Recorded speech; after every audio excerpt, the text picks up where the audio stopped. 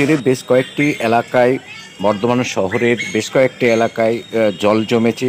আমরা এর আগে দেখিয়েছি ছোটনলপি রোডের ওপর যে জল জমেছে সেই দৃশ্য আমরা তুলে ধরেছি।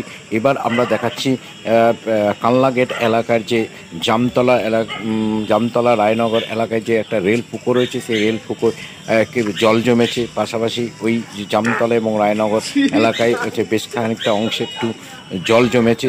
এই জলে যেমন মানুষের দুর্ভোগ হচ্ছে, তেমনি দুদিনের বৃষ্টির জেরে মানুষ দুর্ভোগে পড়েছে। এর আগে ভাতার ব্লকের ভাতার বাজার এলাকায় যে জলের দৃশ্য, সেটা আমরা আমাদের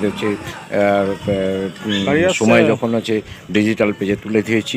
এবার তুলে ধরছি যে বর্ধমান শহরের যে বিভিন্ন অংশের জল জমেছে, সেই সব দৃশ্য তুলে ধরছি। এই বৃষ্টির জেরে মানুষের যেমন দুর্ভোগ হয়েছে, তেমনি শহরের কয়েকটি অংশে জলও জমেছে।